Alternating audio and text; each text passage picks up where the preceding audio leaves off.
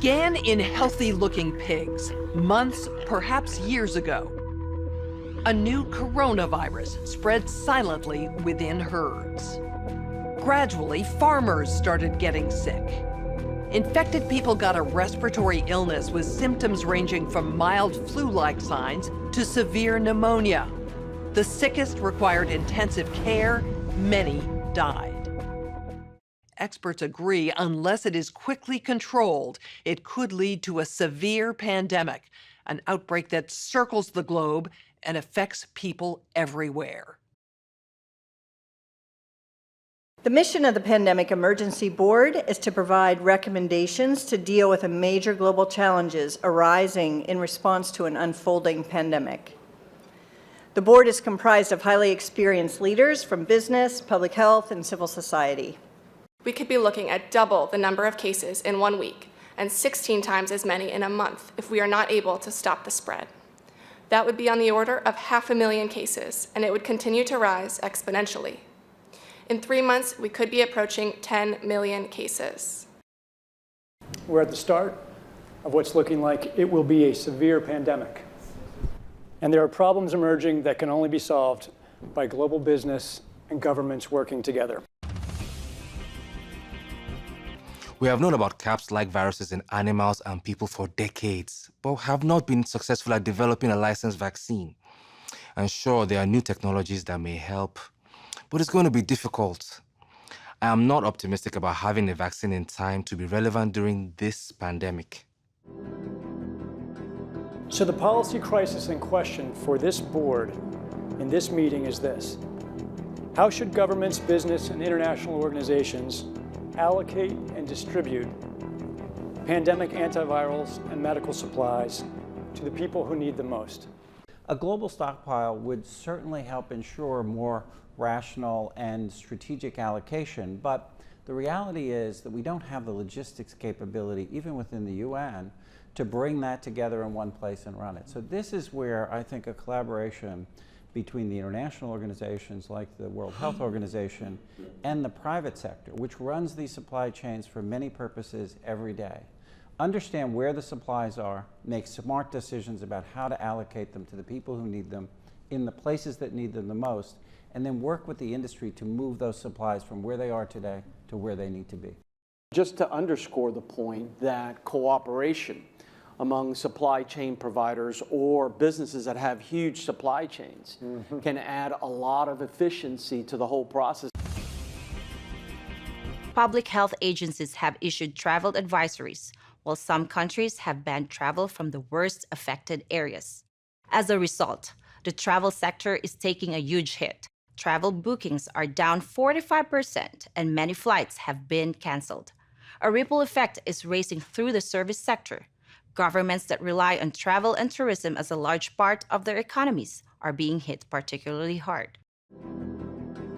How should national leaders, businesses, and international organizations balance the risk of worsening disease that would be caused by the continued movement of people around the world against the risks of profound economic consequence of travel and trade bans? What is essential, what is non-essential travel, we have to clarify this. Otherwise, if we go down to 20% bookings over a long period, the company will run down. That's a fact. You know, there's a whole complex set of issues in a highly interdependent world on supply chains that are just in time. We need to think about how much flex there is in that just-in-time supply chain system and make sure it keeps running. I think it's going to take specificity, and it's going to take knowledge that only the private sector has. The UN can play an important coordinating facilitation role, but the companies know where those commodities are, where they move, how to move them, and that's where a type of public-private collaboration that we have not generally had in these crises needs to be put together pretty quickly. We are not out of money, yet. But the fact is we are trending in a dangerous direction and something needs to change. So the policy question for this board now is how should financial resources be prioritized? Are there nodes that we cannot allow to fail? What is your sense of priorities? We don't have money to pay for all of these urgent problems. So at the moment, we want the funds, right? You need the money. So where's the money? So government kind of supplies some money. A lot of, private sectors, some are sitting here, you have some money, but now you need a really coordinated, centralized efforts. Countries are reacting in different ways as to how best to manage the overwhelming amounts of dis and misinformation circulating over the internet. In some cases, limited internet shutdowns are being implemented to quell panic.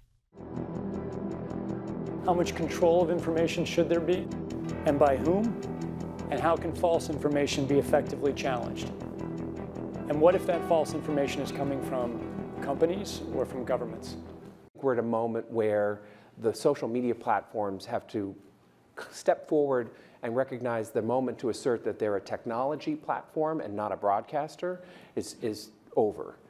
They, in fact, have to be a participant in broadcasting accurate information and partnering with the scientific and health communities to counterweight, if not flood the zone, of accurate information, because to put the genie back in the bottle of the misinformation and disinformation is nigh impossible. One thing we haven't spoken about, and I'm wondering whether it's time to talk about this, is a step up from the part of the governments on enforcement actions against fake news. The outcome of the CAPS pandemic in Event 201 was catastrophic.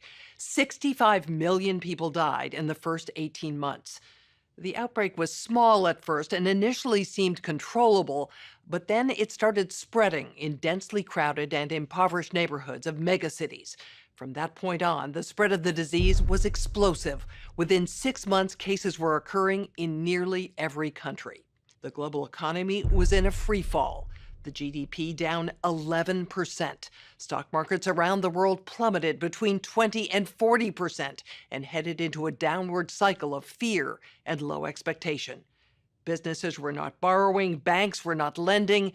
Everyone was just hoping to hunker down and weather the storm.